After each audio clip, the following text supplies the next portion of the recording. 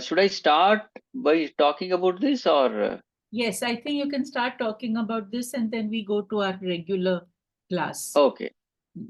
Okay. Now see about this magazine, Vedanta Vani. It is not the magazine of Chinmaya Mission worldwide. It is only for Karnataka. Mainly of Bangalore. So all the articles that we find in this, articles you may find, but as far as the news, etc. is concerned, it is mainly related to Bangalore. The official magazine of Chinmaya Mission is called Tapovan Prasad. That is the official magazine of Chinmaya Mission worldwide. This is only for Karnataka. So I will not say you have to buy this because except some few articles of Gurudev or something, you will not find anything else in this. And half of it is in Kannada also. So I don't recommend this book. It is only for those people who are staying in Karnataka who wants to know Chinmaya Mission activities in Karnataka. Okay. Otherwise, if you want to subscribe the magazine, you will have to subscribe Tapovan Prasad, which is the official. Okay. Okay, Swamiji. Right. And books that Now, you have written, if you can tell us. yes, regarding these books, so it will contain a quote of Gurudev. Gurudev has given various, powerful quotes. So Puja Swami Brahmananji would give me this quote and then he would ask me to write um, an article upon that quote. So it started somewhere in 2008. Now it is going on. So every month for that Vedantavani magazine, I was asked to write a quote. And the instruction was given that this article should be written specifically with some stories. It should be a story-based article. So therefore, in this book, you will find lot of spiritual stories. Lot of stories from the Puranas, from Mahabharatam, from Ramayanam, from, in the, in the life of so many saints and sages. And real incidents also. It is connected with some value also. So that is what this quote book is, quote 1 and quote 2. Now 2024, another book is also being released, 2024 May. So that will be part 3 of it. As far as indispensable values are concerned, these are the values from Bhagavad Gita from the 13th and 16th chapter. There's a big list of values given. So again, Swami Brahmananji has asked me to, elaborate on these values. So a talk was given, value of values.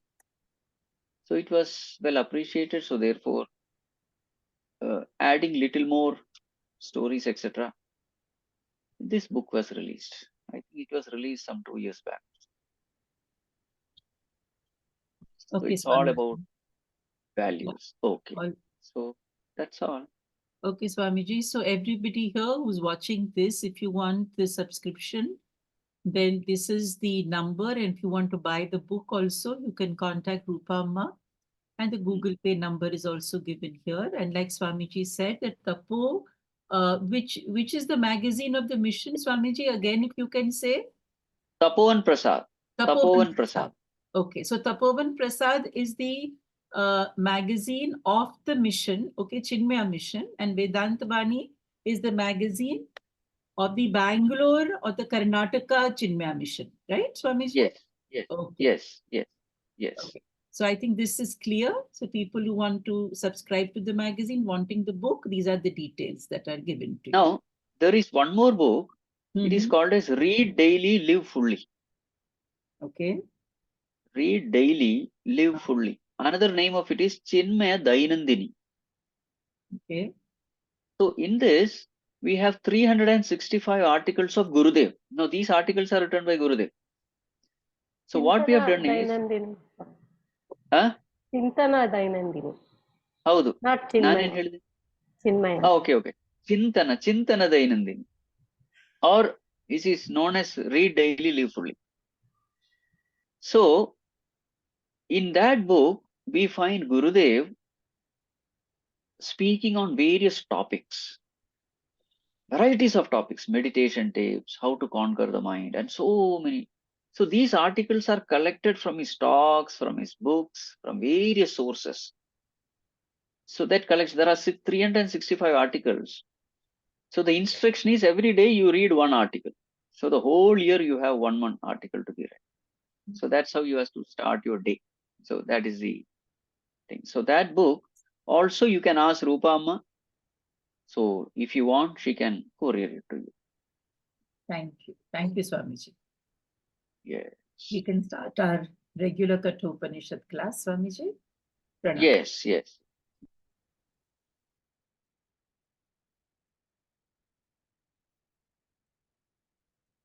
Om.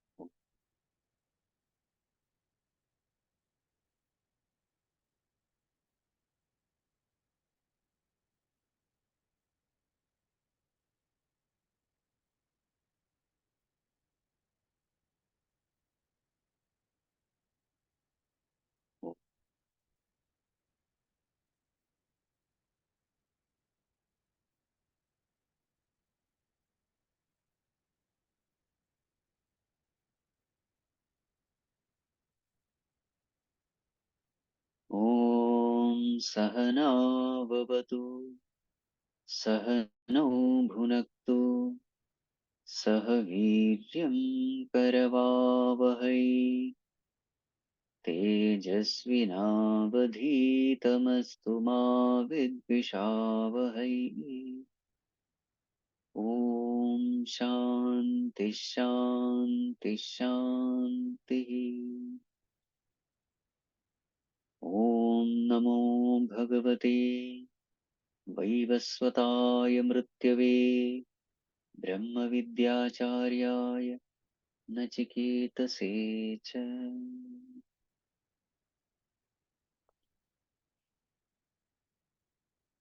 So in the last class, we had begun the third section, and the third section, first verse was discussed. ऋतं पिबन्तौ सुकृतस्य लोके गुहां प्रविष्टौ परमे परार्धे छायातपौ ब्रह्मविदो वदन्ति पञ्चाग्नयो ये च त्रिणाचिकेताः. Yes.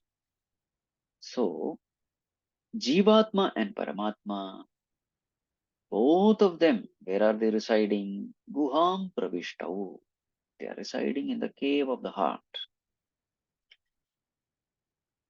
In means in the same body, Sukratasya Loki.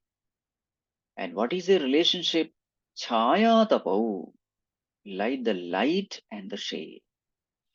So in the last class, we had discussed everything. So just like a shadow has no reality, it has only an illusory appearance. In the same way, Jivatma or the ego in us has only an illusory appearance. What exists is light, not the shade. In the same way, what exists is Jiva, and what exists is Paramatma and not Jiva. So what is the mistake we have all done? The mistake is actually our true nature is that of Paramatma, but now we think we are the Jivatma. We are this body. We are this individual. This is a mistake. So mistake is due to ignorance. All these wrong notions are due to ignorance. So what should be the solution? The solution is not ignorance. If darkness is the problem, solution has to be light. There is no other way. So right understanding alone will solve all our problems. So therefore, now this journey has to be taken up. What is the journey? This journey is from ignorance to knowledge. The journey is from the state of Jivatma to the state of Paramatma. This journey is from mortality to immortality. Journey is from illusion to the reality. Journey is from darkness to light. So this journey has to be up. So now Yamaraj is praying for the blessings of the Lord. Verse number 2, page number 150. Yaseturi janana aksharam brahma yat param abhayam titirshatam param nachiketam shakemahi. Shakemahi. May we know, may we master. What is it? Two things. Number one, Nachiketam Shakemahi. May we gain this knowledge of Nachiketa Vidya. So what is Nachiketa Vidya? It is nothing but Agni Vidya, which was mentioned in the beginning. And what is the purpose of Agni Vidya? To reach heaven, the higher world, Swarga, etc. So this Nachiketa Vidya, what is it? Yaha Ijananam Setuhu. Setuhu, it's a bridge. A bridge of what? Ijananam. For the performers of rituals. So those people who perform this particular ritual, Agni Vidya ritual, so what happens to them? They reach the heavens. They reach Swarga. It is considered to be a temporary state of immortality. Because there that person lives for thousands and thousands of years without disease, without old age, without any pain, without any suffering. So therefore, it is a state of being temporary immortal. Okay, this is only temporary. What's a permanent one? Aksharam Brahma Shakemahi. So for the matured ones, for the evolved ones, who want a permanent solution for all the miseries, what should they strive for? Aksharam Brahma, the imperishable Brahman they must strive for. That alone will give Yat Param Abhayam.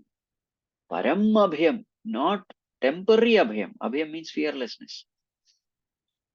So which is absolute Abhayam.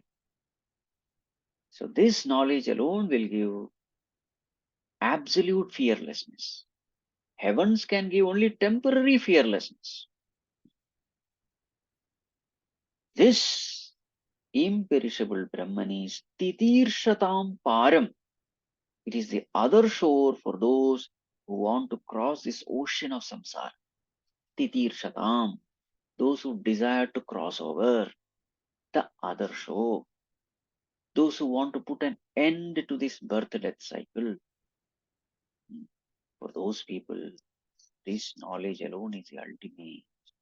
So, Yamaraj is seeking the blessing. May we all gain this knowledge. With this, now comes the famous metaphor. What is this metaphor? The metaphor of a chariot. So, we are all travelers. There is a travel to be taken up, a journey to be taken up. So, in this journey, there is a destination, there is a path, and then we have to move along the path. So now this metaphor is a very famous metaphor from Kathoapishad. This metaphor has been taken by Bhagavan Sri Krishna in the Bhagavad Gita. So that chariot metaphor which we see in Bhagavad Gita actually comes from Kathoapishad. So this is the verse, the famous verse. So now let us chant verse number 3 and 4. Page number 152 and 153. Atmanam rathinam vidhi शरीरं रथमेव तु बुद्धिं तु सारथिं विद्धि मनः प्रग्रहमेव च इन्द्रियाणि हयानाहुः विषयांस्तेषु गोचरान् आत्मेन्द्रियमनोयुक्तं bhoktetyahurmanishinah. Yes. So what are the comparisons? So now, in a chariot, you find a person who is traveling. There is a traveler. So who is a traveler? Atmanam Rathinam Vidhi. Rathi means a traveler. Atmanam, oneself. So we, the Jivatmas, the individual self, we are the traveler. Please let this point be clear. There is a difference between Rathi and Sarathi. Rathi is a traveler in the chariot. Who is a Sarathi? Is a charioteer, the driver of the chariot. Sarathi means the one who gives company to the Rathi. He is called Sarathi. So don't mistake driver with the traveler. Both of them are traveling, but whose purpose is going to be fulfilled by traveling? Not the driver's purpose, but the traveler's purpose. So Atmanam, we are all travelers in this chariot. Okay. So what is this chariot? Shariram Ratham Evatu. What is this Ratham? Shariram is the Ratham. The physical body is the chariot. Okay. Who is the Sarathi now? Buddhim tu Sarathim Vidhi. Buddhi, our intellect, is the Sarathi, the charioteer. Then Manaha Pragraham Evacha. So in this charioteer, the charioteer has to control the horses. So what are those reins which the charioteer holds to control the horses? The reins. Yeah, that rein is called Pragraham. So what are those reins? Manaha. Our mind is called those reins. Okay, reins are connected to the horses. Who are these horses? Indriyani Hayani. Hayani means horses. Who are these horses? Our Indriyas. What are these Indriyas? Sense organs are called Indriyas. How many of them are there? 5 plus 5, 10 are there. Pancha Jnanendriyas and Pancha Karmendriyas. So actually there should be 10 horses, but in the picture we see only four horses or something. Karmendriyas and Jnanendriyas, both are involved actually. So Indriyani Hayani. Horses are the sense organs. Okay, now the horses have to run through a path. There has to be a road. What is that road? Vishayans teshu gocharan. The Vishayas, sense objects, are the roads. So how many sense objects? 5. Shabda, Sparsha, Rupa, Rasa, Gandha. So they are the roads. So through these roads, the horses are running. Okay. Atmendriya manoyuktam bhokta iti ahuhu manishinah. The one who is a bhokta, the enjoyer, the wise people say, who is this bhokta? It is none other than the Supreme Self alone, associated with yuktam, associated with Atma, Indriya, Mana. So here Atma doesn't mean some Atma, it is body. So the meaning of Atma will change depending upon the context. Atmendriya Manoyuktam, there Atma means physical body. So body, Indriya and the mind. The body, sense organs and the mind associated this, the Supreme Self, Paramatma, is called as Bhokta or Jivatma. So this is the meaning. Now let us analyze what he said. So now let us take this chariot example.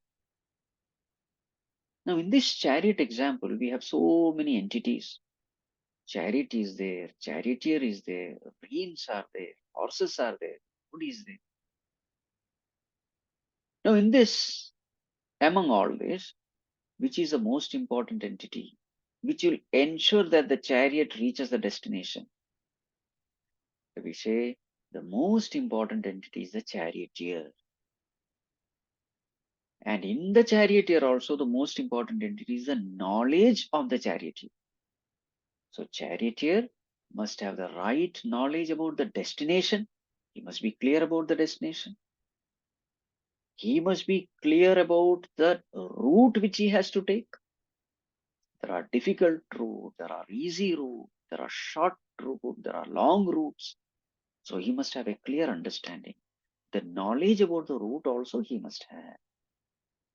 And thirdly, he must have the knowledge about the horses, how to drive them.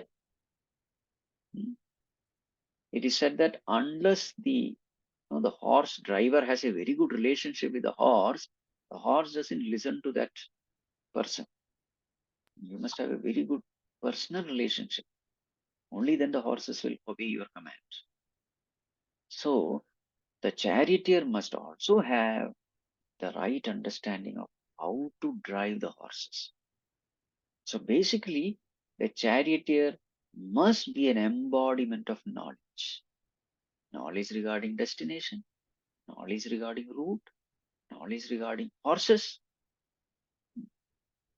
So this particular aspect is the most important thing, right? In the same way, when we are taking up this journey of life, our intellect becomes the most important entity.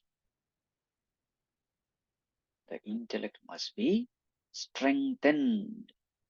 And what is the strength of the intellect? Our right understanding of life. That is the strength of it. Intellect by itself doesn't have any strength. It is a knowledge which gives strength to the intellect.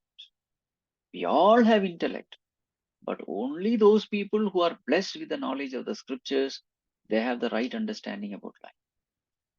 Those who are divorced from the knowledge of the scriptures, they also live their life, but they mess up their life because there is no right understanding. So therefore, the most important is right knowledge, because it is this understanding which expresses as desires in us, which expresses as thoughts in us, which expresses words in us, actions in us, purpose of life in us. Everything is decided by the knowledge in us.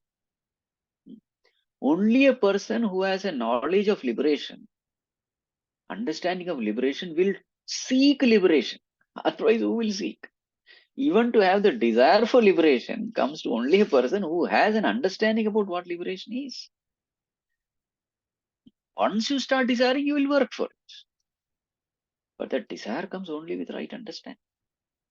So therefore, right understanding is the most important. And that is why we are studying these Upanishads, to gain that right understanding. Okay, yes. So now, what happens to a person who doesn't have the right understanding? See verse number 5, page number 156. यस्त्वविज्ञानवान् भवति अयुक्तेन मनसा सदा तस्येन्द्रियाण्यवश्यानि दुष्टाश्वा इव सारथेः यस्तु अविज्ञानवान् भवति. So here is a person who is avijnanavan. Avijnanam means what? Ajnanam. Ajnanavan, possessor of ajnana, means an ignorant person. So what happens as far as the chariot example is concerned? Suppose the charioteer is absolutely ignorant about everything. So will he be able to control the horses? Never. Tasya indriyani avashyani dushta ashvaha iva sarathe. Dushta ashva. Dushta ashva means what? Wicked horses. Wicked horses means what? Wild horses. The horses will behave in a wild manner. They are untamed horses. So naturally, there is no question of reaching the destination. So just like an ignorant charioteer will not be able to handle the horses, and thus he will never be able to reach the destination. So too, a person without right knowledge will never reach the ultimate destination. So what is our destination? Paramatma is the destination. Okay. Huh. So liberation is our destination. So avijnanavan, a person who has no knowledge, a person whose intellect has absolutely no idea about what life is. In his life, what do we see? Ayuktena manasa sada. Always this is what we find in his life. What do we find? His mind will be ayukta, disintegrated. A mind which is disintegrated. Disintegrated from what? From the intellect. Meaning what? The mind will never listen to the intellect. So what is intellect and what is mind? Intellect is that faculty in us which take decisions based on what is right and what is wrong. Mind is that faculty in us which take decision based on likes and dislikes. So this is the definition which we are going to follow. So in a person whose intellect is weak because there is no right understanding, avijnanavan he is, jnanavan he is, intellect has no right understanding. So what do we find in his life? His mind will ever remain disintegrated from the intellect. What do you mean by disintegration? The mind will never obey the intellect. This obedience is absolutely essential. Whatever the intellect says, the mind should obey. Our life should not be based on likes and dislikes. Our life should be based on what is right and what is wrong. Only the right and wrong can bless us, not likes and dislikes. But in this person's case, what do we find? The mind is ayuktaha, absolutely not under. The intellect says, don't smoke, don't drink. The mind will say, who are you to tell me? I will smoke, I will drink. I love smoking, therefore I will smoke. I love drinking, therefore I will drink. Arey, but it is not good for you. I don't care. This I don't care attitude of the mind is called ayukta manas. Okay. Just like our indisciplined children, how the children don't obey their parents. In the same way, our mind will not obey us. So in such a person, you'll find he will say, Swamiji, I know that it is right, but still I am not able to do it. I know that it is wrong, but still I am helplessly doing. This is called as ayukta manas. Okay. In short, in such a person's life, there will not be any kind of discipline. You will find this particular aspect missing. What is it? Discipline. Discipline at the thought level, discipline at the speech level, discipline at the action level, discipline at the behavioral level. The way he carries himself, you will find tremendous indiscipline. Right? This is called as ayukta manas. Yukta, it is not integrated. I had told you earlier also. What is a sign of integration? The lower should readily come under the discipline of the higher. This is the sign of integration. Which is the lower one? Sense organs. Sense organs must readily come under the discipline of the mind. Mind should readily come under the discipline of the intellect. And the intellect should be guided by the scriptures, intellect should be guided by God, the voice of God, the voice of conscience. So then if this is happening, then we say there is perfect integration in that person's life. Just like the chariot, the horses should run on the road, but the horses should follow the reins. The reins must obey the charioteer, and the charioteer must obey the instruction of the master. So there's a hierarchy. So when this is not happening, that is called as ayukta manas. Now this is very interesting in this chariot example. If the mind is indisciplined and if it is ruling the intellect, you see, that person's life will be in a mess. Exactly like you see the reins. What happens if the charioteer does not have control over the reins? Whom will the reins follow? The reins will follow the wild horses.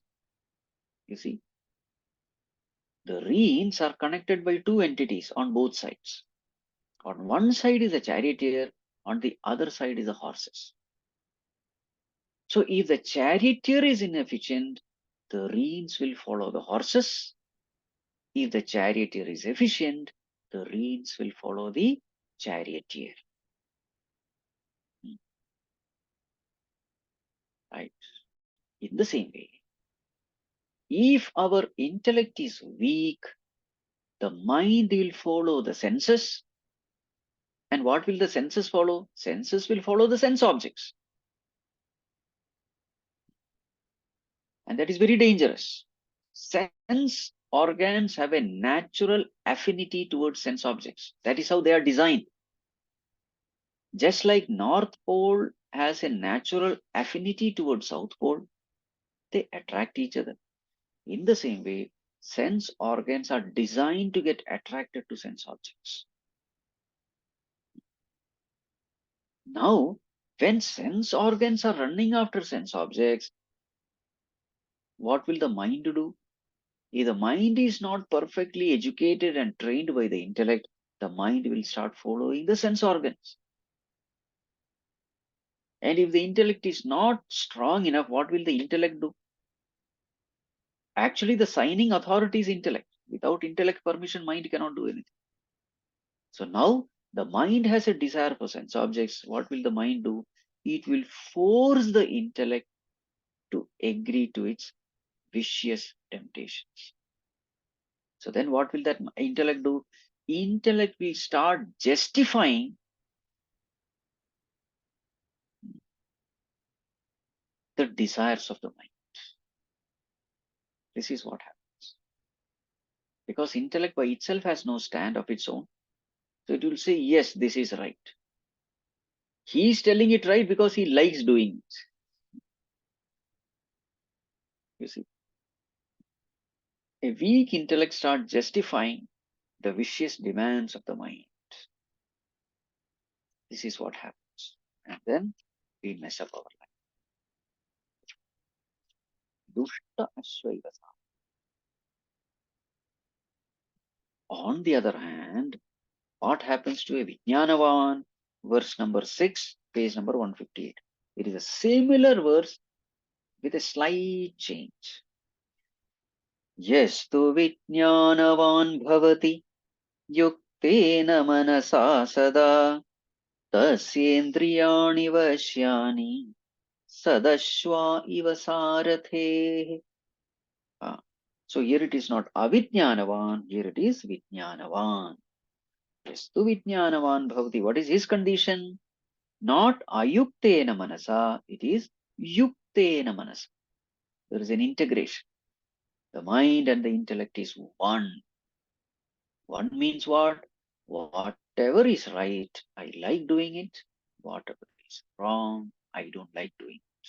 That is called as yukta, integrated. They are one. And therefore, There is absolutely no conflict. There is no inner conflict. In such a person's condition, tasya indriyani vashyani. In such a person, what do we see? His senses are absolutely under his control. His mind is absolutely under his control. Like sad ashwaiva sarate. Sad ashwa. Good horses. Tamed horses. Disciplined horses. So how easily a disciplined horse can be, guided towards a destination. This person also takes the journey of life easily, comfortably, effortlessly, and he progresses towards the chosen destination. So now, what is the essence of this discussion? The essence of the discussion is the most important thing in life is right understanding. Right? How does the presence or absence of knowledge express in our life? It expresses as mastery over the mind and the senses. What is the expression of knowledge? Expression of knowledge is not the ability to by heart so many verses, to quote from so many scriptures. No, the sign of knowledge is self mastery. In the presence of a tempting object, can you remain disciplined, control? Gulab Jamun is in front of you. You are a diabetic patient. Now, how much knowledge do you have? That will be seen. Just an example. In the presence of a sense object, how much mastery? So, sense mastery, mind mastery is the essence of knowledge. What is a sign of ignorance? Sense slavery is the sign of ignorance.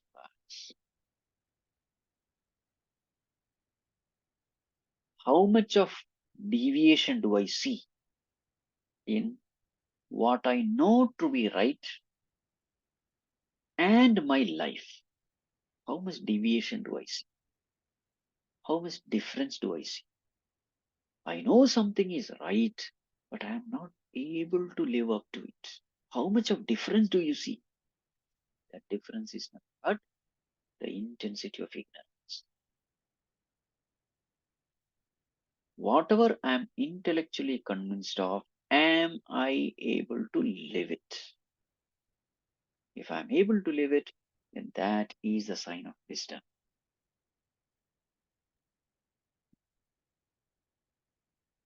So now see, in spirituality, it has nothing to do with whether you are a man or a woman, which caste, which creed, which nationality, whether you are a Brahmana, Kshatriya. No, none of these are the most important. Most important is this. How much mastery do you find in sense mastery? The same thought is continued in the next two verses also, 7 and 8, page 158, 161. Yastvavijnanavan bhavati amanaskas sada shuchihi na satatpadamapnoti samsaram chadhigacchati. Yastu avijnanavan bhavati. Person without knowledge. What is his condition? Amanaskaha. Amanaskaha means what? With his mind not under his control. Mind is our instrument, but for a person who has no right understanding, his mind will not listen to. That state is called amanaska. And whole life, in his life, he will find sada ashuchihi. His entire life becomes impure. What do you mean by impurity? When the mind is addicted to sense objects, such a mind is an impure mind. A mind which doesn't obey, an indisciplined mind, untamed mind is an impure mind. Now you will find that varieties of impurities are there. Kama, Krodha, Lobha, Moha, Mada, Matsarya, they are all impurities only. Ahankara, Mamakara, they are also impurities. So such a person, what kind of life he will live? A life of indulgence. Ego will rule his life. And an egoistic person is always an extroverted person. An extroverted person is always an indulgent person. Such an extroverted person will definitely be a money-minded person. They are all connected, you see. Why? Because his joy is coming from sense objects. Sense objects can be purchased with wealth. Better sense objects are gained with better wealth, greater wealth. So therefore, what will be his philosophy of life? Wealth is happiness. Indulgence is happiness. So now such a person who gives so much of importance to wealth, who never give any importance to spiritual wealth, only material wealth, what kind of lifestyle can we expect from him? He will naturally will become greedy for wealth, and that greed will make him do all wrong things in life, all illegal things in life, immoral things in life, corrupt practices. You see, that is why the term used is ashuchihi. He becomes impure. That one word is filled with so many meanings. His thoughts will be impure, his intentions will be impure, his actions will be impure, and all impure things will start happening to him. He will attract an impure world, an impure environment around him. You see. So what happens when everything impure is surrounded around us? Naturally, we have only suffering. Impurity means what? Disturbance of mind is called impurity, in short. Impurity, we suffer through disturbance of mind. Purity, we enjoy through peace of mind. Ashuchi. And what will be his essence of life? Nasatat padam apnoti, that ultimate goal he will never reach. Then what happens to him? Samsaram cha adhigacchati. He comes back to samsara. He has not lived a right life, so he is a failure. And what happens when a student fails in the class? He comes back to the same class. So we come back to the same world, again in a different embodiment, only to continue learning the right lessons. On the other hand, what happens to Vijnanavan? Verse number 8, page number 160. Yastu Vijnanavan bhavati samanaskas sada shuchihi satu tat padamapnoti yasmad bhuyo na jayate. Vijnanavan, who lives a wonderful life based on the scriptures, a life of devotion, dispassion, knowledge, a pure life. So samanaskaha, in his life you can find mind is under his control, disciplined mind, a pure mind, peaceful mind, and therefore sada shuchihi. You will find lot of purity in his life. Thoughts, words, deeds, everything will be pure. Sada shuchi. And such a person naturally attracts a wonderful world around himself. A divine world, a sacred world. Sada shuchi. Satutat padam apnot. Such a person definitely reaches that supreme goal, the goal of being one with Paramatma. Yasmad bhuyo na jayate. For such a person, there is no coming back to this world.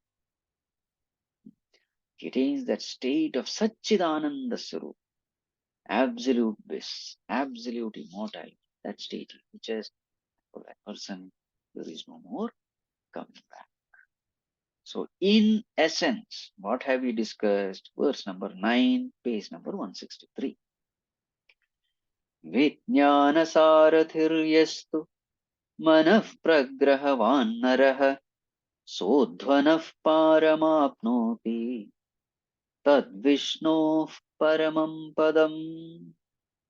So, the essence of the discussion is Vijnanasarathi, the one who has a knowledgeable charioteer, the one who has right understanding in the intellect. Manaha pragrahavan naraha, the charioteer who has proper control over the reins, the intellect which has proper control over the mind, such a person, what happens to him? Saha adhvanaf param apnoti. He reaches adhvanaf param. Adhvana means journey. Param means the end of the journey. He reaches the end of the journey. What is the end of the journey? Becoming one with Parama. That is called as end of the journey. Completely getting rid of ignorance. That is called end of the journey. And that state, ultimate state, what is that state? Tat Vishnoho Paramam Padam. It is a Paramam Padam, supreme abode. Supreme abode of whom? Vishnu. What is the supreme abode of Vishnu called? Vaikuntha. That Vaikuntha he reaches. So this Vaikuntha is not somewhere outside. It is not some spatial travel. You sit in some vehicle and then you go to some world. No, no, no, no. It is your own self. That pure consciousness. Abidance in that pure consciousness is called reaching the abode of God. Vishnu Paramam Padam. Now, the next discussion is all about how to reach this Vishnu Paramam Padam. So this is not a journey outside, this is a journey inside. That is the next topic which you will see in the next class. Right. Now we can have some questions.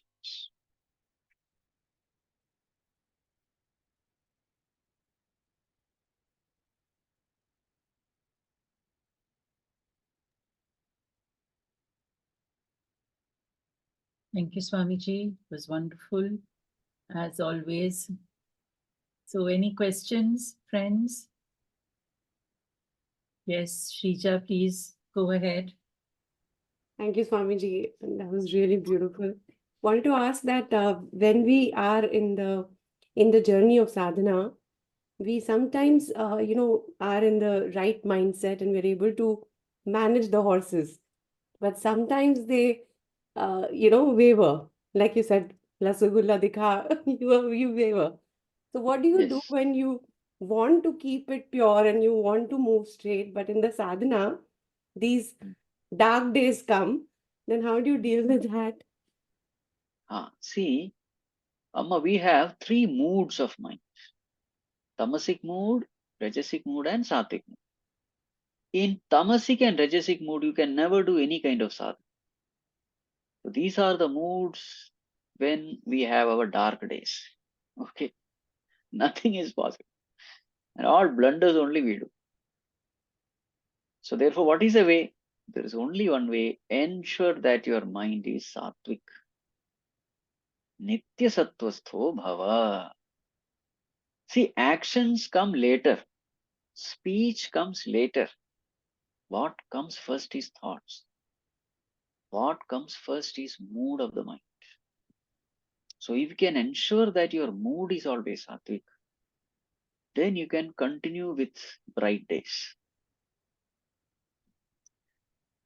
So therefore, you will always find that whenever we are careless, that is the time when we enter into tamasic and rajasic modes. So ensure that the sattva content of the mind is intense. And how to increase the sattva content of the mind? through regular prayer, regular meditation, regular reflection, regular study, again and again, train the mind to remain in the higher. So then you ensure that your mind is weak. And then you will start seeing lesser and lesser problems in life, lesser and lesser dark days.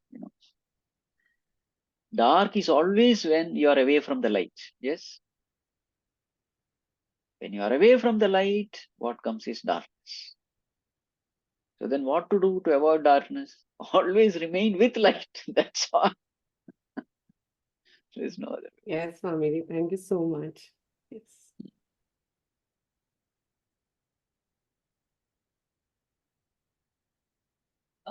Yes, my dear Monica, please go ahead.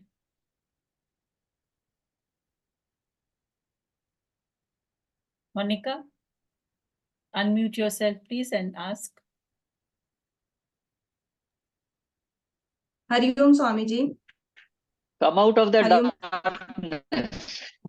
Yes, Swamiji. Yes. Hari Om Swamiji. Tell me, Amma. Swamiji, first of all, I just want to tell you about something about myself. Swamiji, I am teaching at the Punjab University, Chandigarh. And there, I teach chemistry. That is my core subject. But since last 3 years, I have been very much interested in Vedantic studies, astrology, and everything I am learning about. I'm like one by one, things are coming up for me, this knowledge. And in this journey of last 3 years, Swamiji, I was very clear that the real science is Vedantic science. Chemistry and all, whatever I'm teaching at the postgraduate level, also to PhD students also, I find everything that is fake. Real science is our Vedantic science. And I got so many examples. That was like all the laws that I was teaching, I got the examples in Vedas. And finally, Swamiji, it might be fate. I was like, somehow things happened that we were able to introduce a new course in our university, and this course is Vedas as the origin of technology.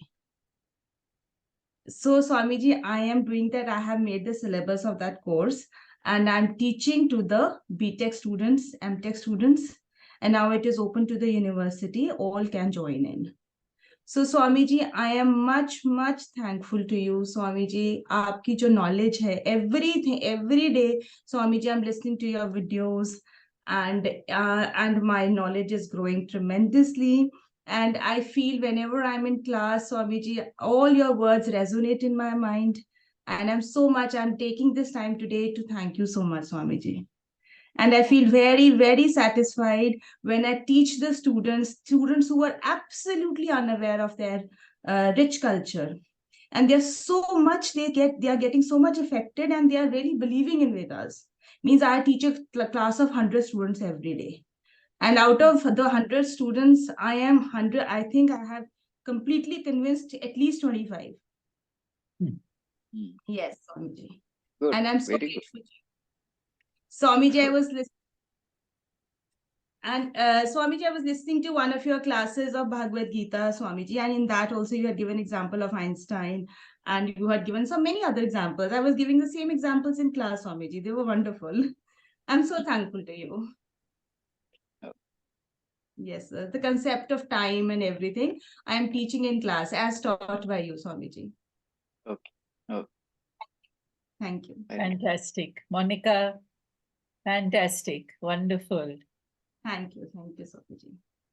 मतलब कितना सुंदर है स्वामी जी के आपके videos on YouTube जो है, आप हमारे साथ नहीं है, बट आपके वीडियोस के द्वारा ये नॉलेज जो है वो हर जगह पहुंच रहा है. और अब जो बच्चे videos, I am sure they will start seeing the videos, Monika, है ना? So they need to, yes, they are convinced, maybe in their life later on. Correct. The things are in their mind. They are stuck in their mind now. Lovely. Very nice, Monica. Lovely. Yes. Anybody else? Thank you so much, Swamiji. Wonderful. Anybody else? Swami ji के audios तो मतलब yes माँ games है. हाँ जी। हाँ, James है। पर और अब कभी कभी तो ऐसे लगता है कहीं गलत हो रहे हैं तो स्वामी जी की आवाज आ जाती है, डायरेक्शन चेंज हो जाता है। सो रजसिक और तमसिक जो आप बोल रहे थे, वहां से पहले हमेशा दिमाग में ये क्वेश्चन हुआ करता था कि रजसिक और तमसिक, एंगर एंड लेजीनेस, इससे ऊपर कैसे उठें।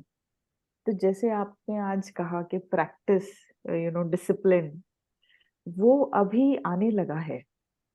सो आज मुझे लगता है ग्रेटिट्यूड का दिन है स्वामी जी के लिए। सो या, thank you so much. Nice nice. Hariom. परम, आपको कुछ पूछना है?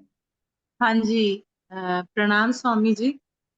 हाँ, मेरा क्वेश्चन वहां पे था जो आपने एक्सप्लेन किया, conflict between intellectual mind and जब हमारा माइंड इंटेलेक्चुअल एबिलिटी को ओवर पावर करता है और जो सेंसरी हम कॉट अप हो जाते हैं उस पे, चाहे प्लेजरेबल एक्टिविटी हो या कुछ उस तरफ हम जब कॉट अप हो जाते हैं, तो वो कॉन्फ्लिक्ट को थोड़ा सा और प्लीज अगर एक्सप्लेन करेंगे, बिकॉज ये इतना फास्ट प्रोसेस है ना, तो sometimes when we caught up with that it is very difficult to disassociate with that situation. Disassociation with our job roles we are playing in our life, the emotions happening inside us. So it is sometimes we feel that this is quite difficult to disassociate in that situation. And कुछ ना कुछ फिर ऐसा हो जाता है, तो वो मेरा जहन वहीं पे थोड़ा सा स्टक हो गया था, क्योंकि डे टू डे लाइफ में हमारे साथ ऐसा होता है कि हमारा इंटेलेक्चुअल ब्रेन हमको बहुत रीजनिंग्स देने लगता है कि नहीं नहीं ये करना चाहिए, दिस इज राइट और रॉन्ग। या प्लीज थोड़ा सा इसको एक्सप्लेन करेंगे? see, Amma, what happens is when we have tremendous attachment towards something, that attachment in the mind paralyzes the intellect, and the intellect is not able to function properly. It jams the intellect. And intellect is that instrument with which we take decisions. So we are not able to take decisions. So that intellect generally starts favoring the mind and does whatever the mind says. So this is what happens. So what we have to do is, when you start doing meditation regularly, you are able to feel this paralysis at a very initial stage. All the problems happen because everything is happening within and our attention is not within. Our attention is always in the outer world, handling situation, things, beings, and situations. So since the attention is always outside, we don't know what is happening inside. So regular practice of meditation, regular practice of sitting in silence for some time, looking within, just observing what is happening in the mind. Lot of things you start gaining, lot of knowledge you start gaining about yourself. So as the intellect is getting jammed, you come to know, oh, something is going. So you are able to immediately correct it. You see, if you Yeah, don't pay attention inside, you will never know what is happening. correct. So regular meditation is the. Then what happens? Nipping in the bud is possible. Nipping in the bud. As they say, a stitch in time saves nine. So in the right time, you are able to put that stitch. You can clearly see how that attachment is making your intellect completely paralyzed. How you are forced to think in a particular direction. How you are not able to become impartial. How you become partial. How you become, addicted to certain way of thinking, in a certain way of behaving. All these things you come to know only when you look within. So therefore, meditation is the way. Yeah.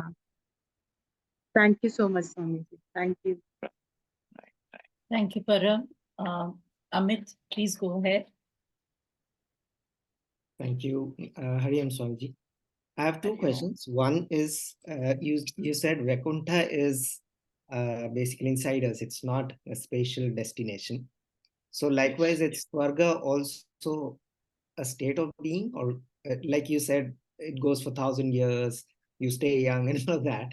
Is that a state of being? or a special destination. My second question is, actually, I want to gain perspective from your this thing. You said, you spoke about how the senses are designed in such a way that they have great affinity towards sense objects. And when we have that kind of attachment to something, that our intellect is paralyzed and we are not able to think clearly and all that. So if that is the design, it feels like we are given a loaded dice to play this game. The game is already fixed by the Lord in that sense. So it's not a fair game in that sense. you know why is it so I think that brings thoughts that why did the Lord have to design this world in such a way that we have to suffer and go through all of this? If this was just a playground in that sense, why couldn't the souls just come in, play, and go back? Why do we really lose this perspective of being that super soul or paramatma, as you know we call it? So that I just wanted to gain perspective on that front also. How do you think about this thing? The first question is about the world. You see, even now, where are you living? Are you living in the world or are you living in your thoughts? Inside the thoughts, inside my mind, yes. You are always living in your thoughts alone. Just like a dreamer, he thinks that he is living in a world, but actually he is living in his thoughts, a dreamer. The dream world which he is seeing actually is a projection of his own mind. Yes or no? In the dream, he will not recognize. Only after waking up, he recognizes that, oh, the whole thing was creation of my own mind. In the same, we are always living in our thoughts alone, whether it is waking state, dream state, deep sleep state, Swarga state, or whichever it is. We are living in our thoughts. If the thoughts are good and noble, you are in Swarga. If your thoughts are impure, you are in Naraka. What is Vaikuntha? Vaikuntha is a state where there are no thoughts. There are no thoughts because there is no desire. There is no desire because you are already full. You are already complete. There is nothing to desire. That state where you have known yourself completely as a perfect being, as a supreme being, in that state, mind ceases to exist. And when the mind ceases, all the thoughts disappear.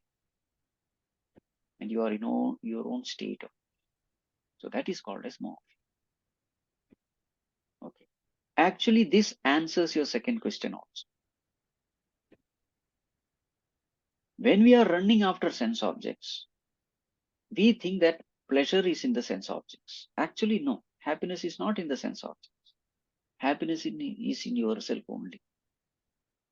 But till you gain the right understanding that happiness is not coming from outside, it is me, myself, till then this journey continues. And please understand, God did not create any addiction in you. You created your own addiction. If a person is addicted to smoking, you can't say, God, why did you create cigarette because of which I am got addicted? Arey, why did you create addiction? It is your choice. From so many sources, you have been warned not to get addicted to smoking. But then this person went on smoking because he was getting some pleasure. And a time came when we got addicted. And then he said, God, why did you create this addiction in me? Isn't it unfair? Addiction was created not by God. It is created by our own conscious, unintelligent decision. So too with all attachment. Smoking is only an example. Wherever we are attached, it is all because of our unintelligent transaction with that sense object. Throughout Bhagavad Gita, the message is only this: come to me.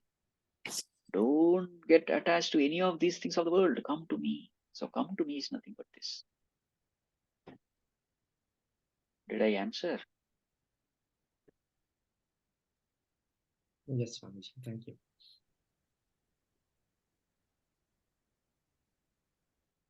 Let's go with Neeta, Manisha. Yeah. Okay. Uh, Manisha. Hari Om. My question is, we have Rajasic, Tamasic, and Sattvic gunas with us. So if the Rajasic and Tamasic of guna, can we surrender it to his feet in the prayer? And if so, will we see the difference in ourselves? Like if we have laziness, if we have tendency to eat. So if we just offer him daily, these are the things which I am not able to control it, and I'm surrendering or I'm giving to or offering to him. Is it the right way? And will it have the difference? Will it make the difference in my life? Thank you so much.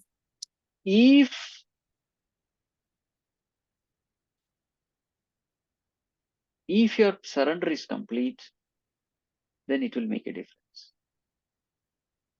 Please understand, surrender doesn't mean, Bhagwan, I am not able to win over this addiction. Now you remove me. It will not work. Okay. You have to work hard. Work hard means what? There is something which is tempting you. You know it is not right. And from within, God is guiding you also. Don't eat, don't eat. He's telling from within. But then if you ignore his voice and go and indulge in that pleasure, then you are going to suffer. Many times we think surrender means, ना मुझे कुछ नहीं करना है, सब भगवान ही करेंगे. वो नहीं चलेगा यहाँ. जो आपको करना है वो करना है, आपको ही करना है. You have to do it. Okay. Ah. Okay. Thank you, Swamiji. Right. Manisha, please go ahead. Yeah, thank you, ma'am. Hari Om Swamiji. Swamiji, there was a mention of extrovert and introvert. And you said that extrovert are those who have ego, sensual pleasures, things that they look forward to. But what I have an understanding of is an extrovert is a person who would go out. So if I was to talk about Bhagwan and his what I've learned, if I'm an introvert, I'd keep it within and to myself and stay, away. That okay, it's my own. But if I want to talk to people because I see things that are going wrong, and I feel that a lot of times I feel that I am in that place only to correct it, not to say that you are wrong or I'm right. However, to bring a reference point of this is another perspective wherein somebody who's lacking of that perspective can, hold that and bring him or her out of that understanding. So help me understand that because I'm now beginning to feel uncomfortable with being an extrovert or putting people to becoming an extrovert, and here I feel that, oh damn, I'm asking somebody to be an egoistic person. See,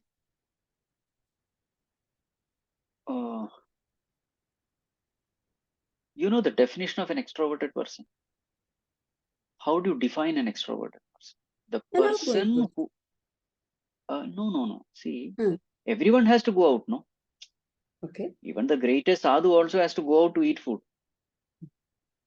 Now, extrovertedness means the one who finds happiness in the outer world. That is called as extroverted person.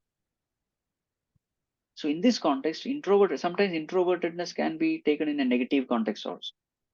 So in our discussion, introvertedness means the one who finds happiness inside.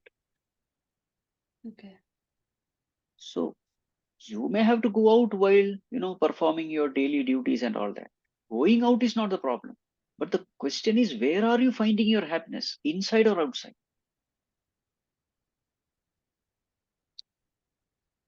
This is the definition. So based on this, you have to analyze.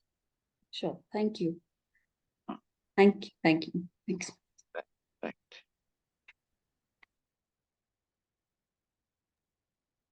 Okay. Any more questions? All right. I think it's already 9:15. So That is, Can yes. I go for Okay, the last one, Vinu ji. Please go ahead. Hariom Swami ji, please आप मुझे गुस्सा कैसे control करना है वो सिखाइए, क्योंकि कभी कभी बहुत गुस्सा आ जाता है और कभी कभी इतनी शांति होती है कि कुछ फर्क नहीं पड़ता। सो आप प्लीज मुझे कुछ बताइए। देखिए ऐसा है, anger always comes from attachment. That's why they come together. Kama krodha. Krodha comes from kama only. There is something you badly wanted and somebody comes in as an obstacle. Then that bad wanting turn into bad anger. So the intensity of anger is directly proportional to intensity of attachment. So attachment को कम करना है, attachment. Yes, you are very insistent personality. That means you are insisting upon something. मुझे ऐसा ही चाहिए, मुझे और कुछ चाहिए नहीं, ऐसा ही चाहिए. And the situation comes that ऐसा नहीं हो रहा है. Then that insistence turn into anger, frustration, irritation. But suppose your attitude is नहीं भगवान जो कर रहे हैं सब ठीक है. So there are situations, there are choiceless situations where you can't do anything. Where you can do something, do it, whatever is within your range, within your control. But there are situations which you can't. So there, what we have to practice is cheerful acceptance of choiceless situation. Cheerful acceptance. Then you will be able to acceptance of choiceless situation.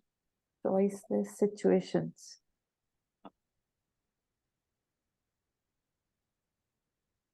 Okay Swami ji, इस पे काम करते हैं। हाँ, thank you. ठीक है जी। I think this last question and the last answer by Swamiji has sealed us, sealed our lips rather. That इसके ऊपर काम करना है, which is like, I don't know कितना काम हम कर पाएंगे. But I think what Swamiji has said, calm and क्रोध go together. अगर इतना हम याद रखें तो मुझे लगता है कि बहुत आसान हो सकता है, और आसान है ना स्वामी जी? यस यस, आसान भगवान है। को पकड़ोगे तो आसान है। हाँ राइट, भगवान को पकड़ोगे तो आसान है। चलिए, आज तो हमने स्वामी जी को पकड़ा है, अभी इनके द्वारा भगवान को पकड़ा जाए। चलिए स्वामी जी, थैंक यू। हरिओम स्वामी जी। चलिए Swami ji, we can end with one last. Okay, Shrija, quickly. When you said cheerful acceptance of choiceless situation, what came to my mind is, what if we are being complacent? What is the difference between being complacent and being accepting? See, first of all, you have to decide whether it is a choiceful situation or a choiceless situation. That is the first step. Yes. Okay. How much choice do I have in this situation? If there is a choice, then laziness is not the solution. Hard work is the solution. Activity is the solution. You have to do whatever you can do. Right. But there are situations where you cannot do anything. You are helpless. Like, for example, politicians are corrupt. Now, what can you do in this? You can't do anything. You have to just accept it. Thank you. Thank you. Thank you. चलिए, we can end with our last shloka. Swami ji? Yes. Om सर्वे भवन्तु सुखिनः, सर्वे सन्तु निरामयाः, सर्वे भद्राणि पश्यन्तु, मा कश्चित् दुःखभाग् भवेत्। असतो मा सद्गमय, तमसो मा ज्योतिर्गमय, मृत्योर्मा अमृतं गमय। ओम शांति शांति शांति। हरिः ओम। श्री गुरुभ्यो नमः। हरिः ओम।